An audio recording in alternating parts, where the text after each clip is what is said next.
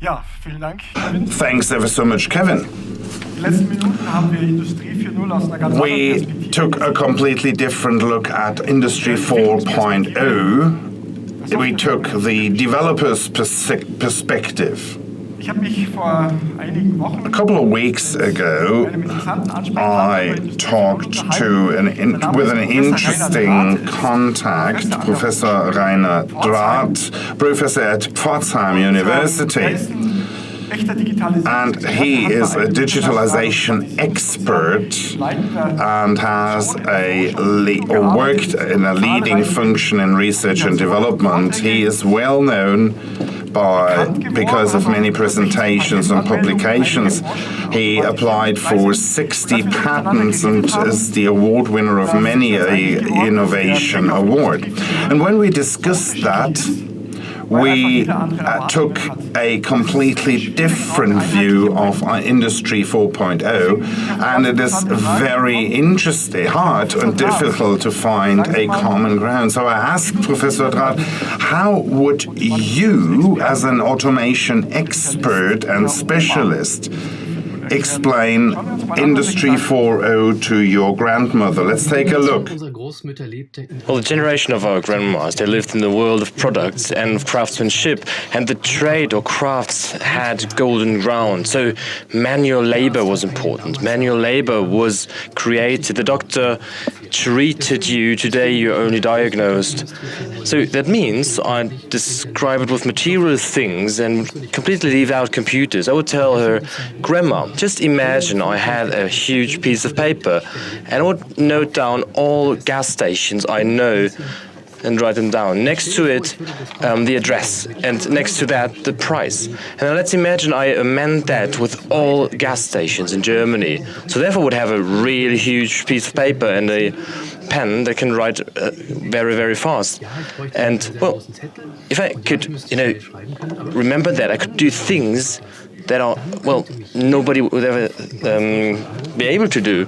For example, let's imagine I'm just in Berlin at the main station or at the street, and somebody calls me and asks me, well, I can only drive 10 kilometers, what can I do now? And well, that person I can help, and that is actually Industry 4.0.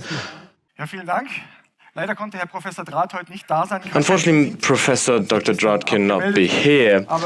He excused himself yesterday, but we do see that Industry 4.0 has something to do with data, and it's quite understandable that evaluating or assessing and recording data is actually the gold or the oil of the 21st century. And the German Chancellor Angela Merkel said in an interview that data are the sources of the new century.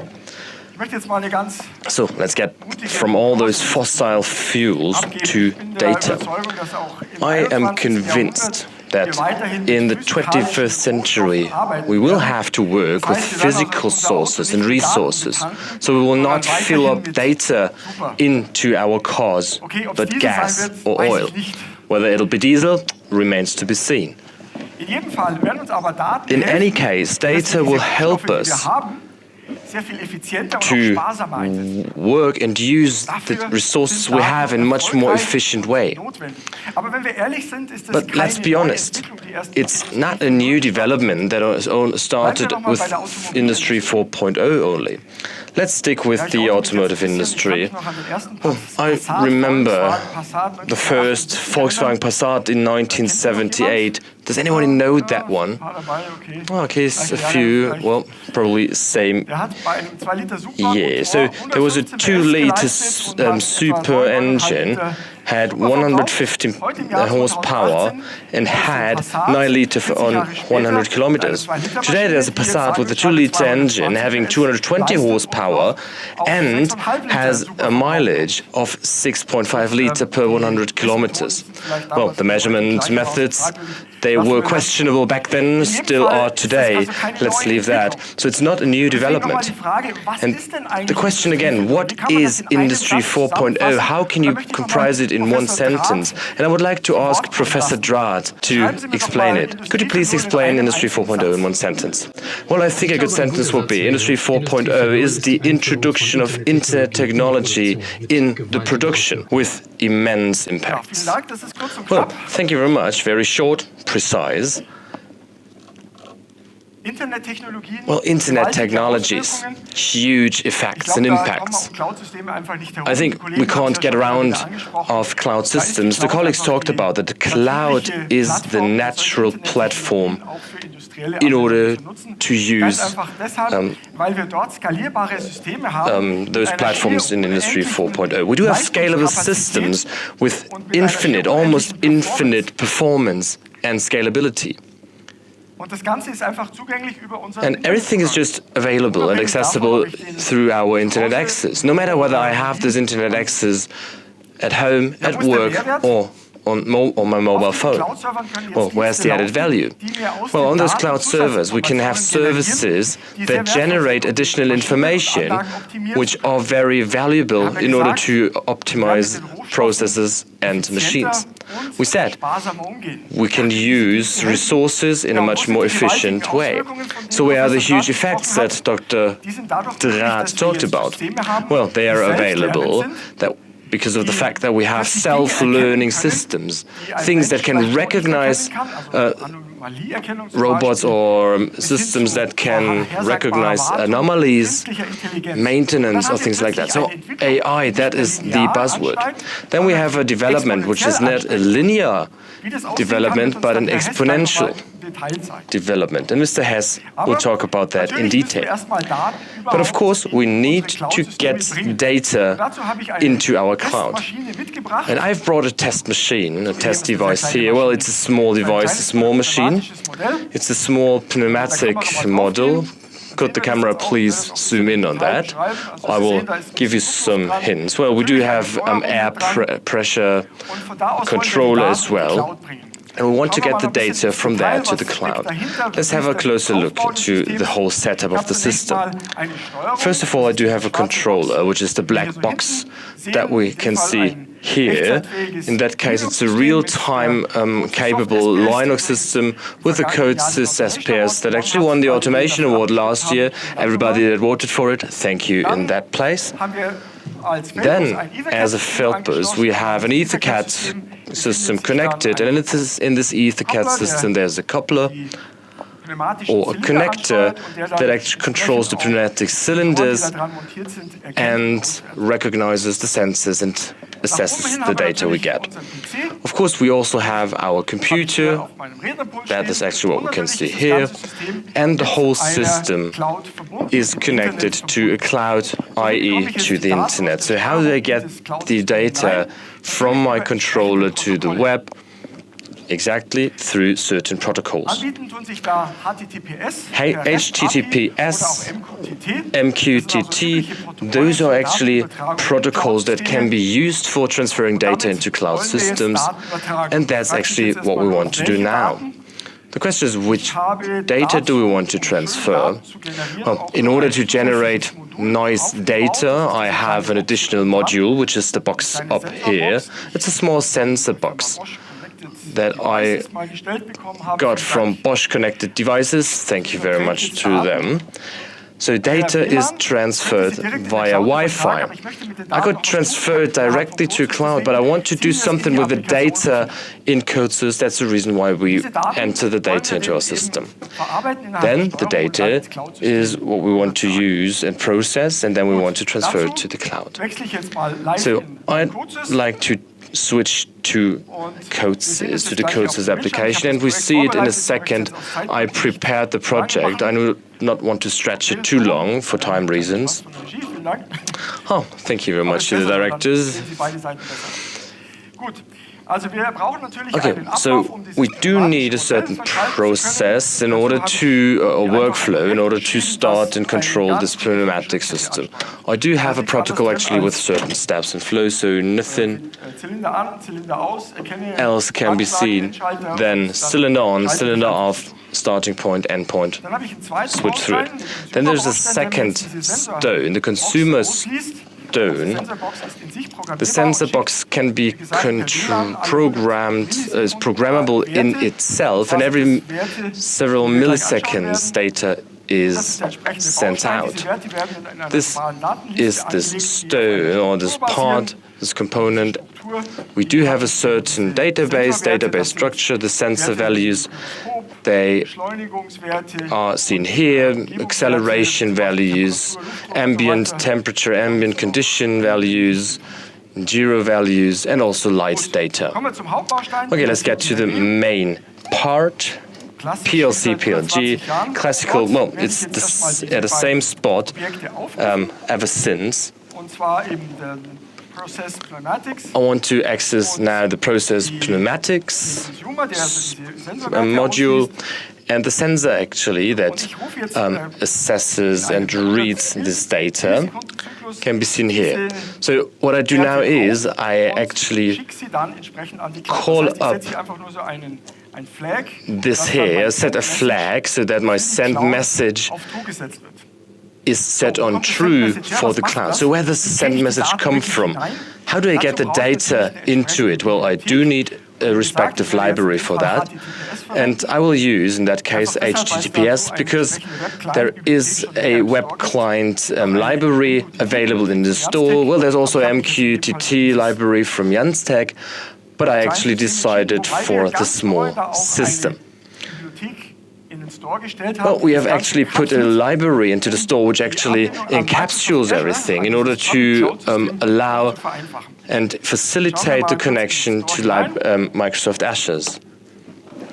Let's have a look at the store. You can find it at the top with the new products. Well, now you know that this product is now available. And well, if you didn't know, you haven't subscribed to the RSS feed, well, it's advisable to do so, to subscribe to the RSS feeds. Let's go back, let's have a look at the library managers, what we can see here. So actually, this library accesses the WebClient library and offers, in principle, some functionalities. I will focus on this module send message that I already pointed out before, which is also here in my PLC PLG. Now I have a timeout, and now some parameters need to be handed over for this send message. What parameters are there, and where do they come from? Well, I have to access Microsoft Azure and need to take out the parameters.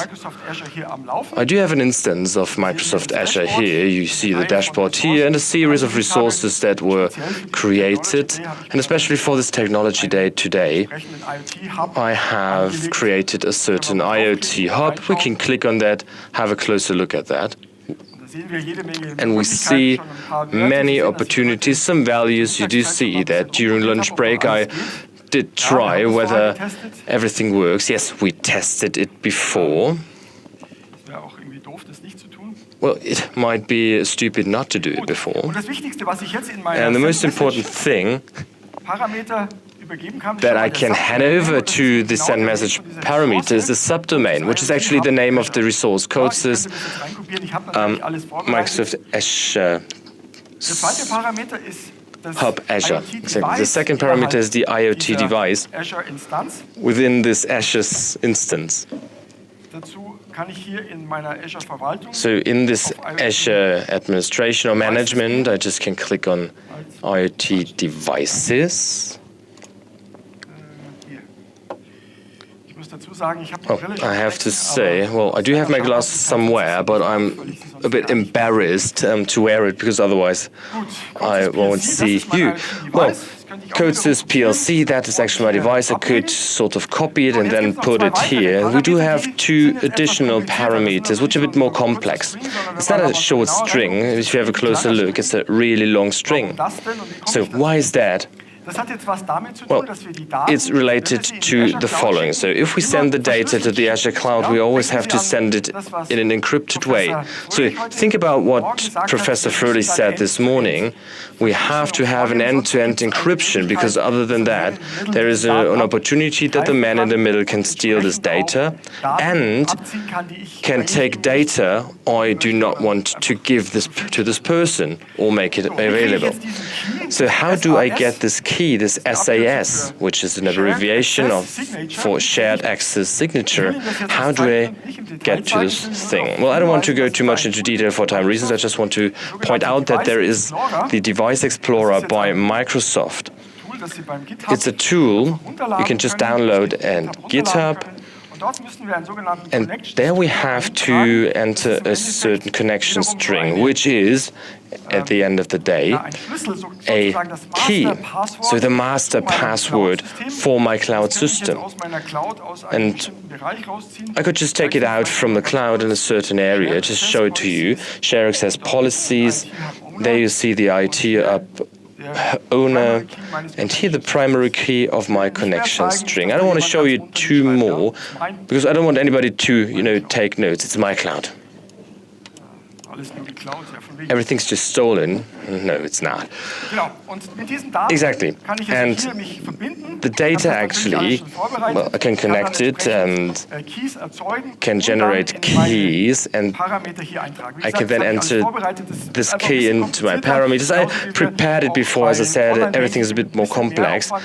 And, well, everything which is related to, which has to do with security actually brings also leads to a loss of comfort and comfortable behavior.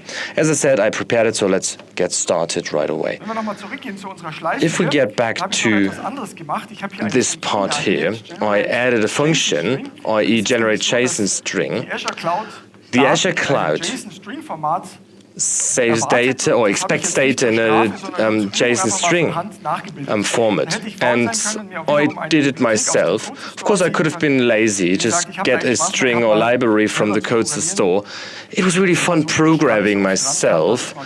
And, well, sometimes you're very happy when you can program, or when you have the opportunity to program, if you usually don't do it. Nevertheless, long story short, let's log in on the controller, and then let's just let it run and go. As I said, I tried it before.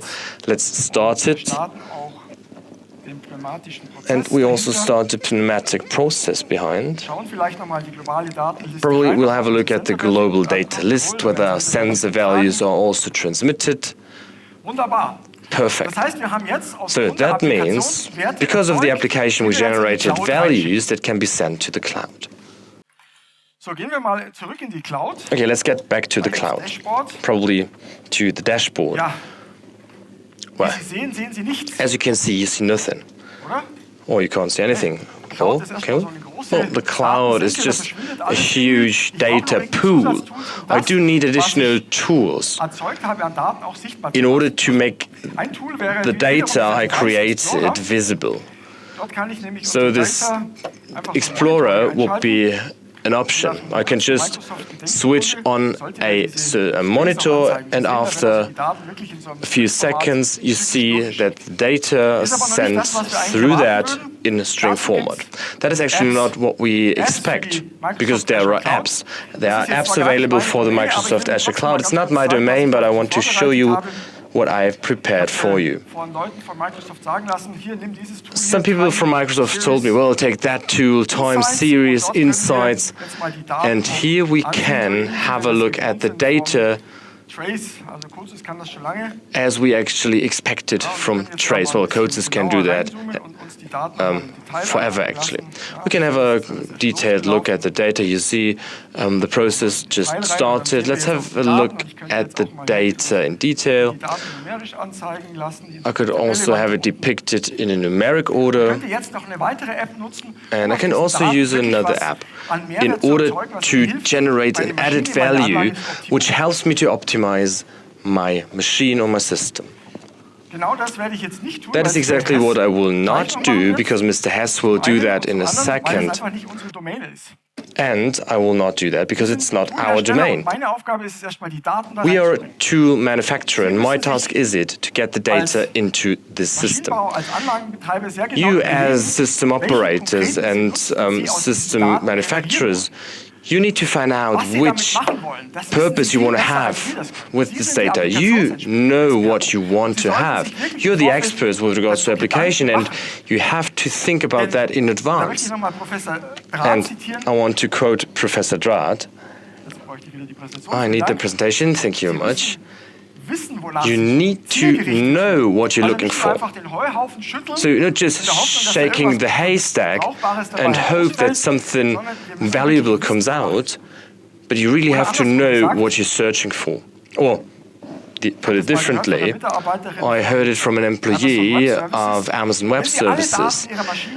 If you know all devices, all machines and systems, which problems could be solved? That's the question you have to ask yourself, and you have to solve or answer that question in advance. Because you have to say one thing.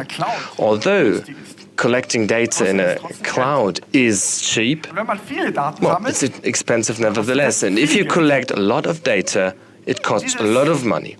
And the money you use needs to generate a value.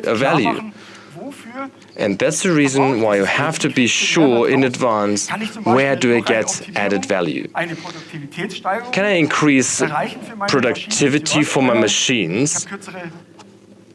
i.e. I have shorter transition periods, or can I make downtimes predictable, or can I prevent failures and save money by doing so? Can I get a higher attractiveness of my systems and plans, or can I just save money by optimizing processes? Ladies and gentlemen, think about that. Don't just think, well, we just put it on hold, we do that later. Don't procrastinate. Just think about it specifically. I just want to summarize. What's the way the data can be sent to the cloud? Well, just very simply through the application. Data is collected and sent to the cloud. We do have different libraries. For example, this WebClient library. There is also an example for MathWorks ThinkSpeak, which is a cloud. It's not a general cloud, but it's prepared for certain evaluation purposes. Entering data is very easy there. Or you also have this Azure Hub client library, which is available on the CODESYS Store, or using an MQTT library, which will not be and which cannot be found on a store. And there may be many, many more in future. Then use additional libraries to create this JSON stream. As I said, I didn't do it. And if you have the time, well, just try it out, do it different than I did. I don't want to finish here, because what I showed you here is not enough. That's not enough for us. We want to make it easier and provide easier things for you in the future. So we do work on an add-on function. So that what I just showed you, that this is integrated in an add-on so that there is an implicit code generation. So what could that look like? Well, I actually built a mock-up together with my researchers, and I want to show you how that looks like. Well, we do all know the project tree, we do know which objects that can be added, and Cloud Publisher and Cloud Subscriber will be added. Well, no, those are not the symbols that will be used, it's just a vision, but there might be something like that. So if you select the publisher, then we can add a sub-object, for example, Azure Cloud connection, ThinkSpeak, Greengrass for Amazon Web Services, or probably in future also a connection to an Alibaba Cloud, if the system is to be sent to China. Let's stick with the Azure example. We did see that we had to enter the respective parameters. There might be a certain surface, and we add that, and then we configure which data are to be transmitted. You do know many opportunities to transfer data in CODESYS. We do have logic exchange variables for safety. We do have different configurations, and the specialists actually, they do see that it's a changed version of the Store configuration.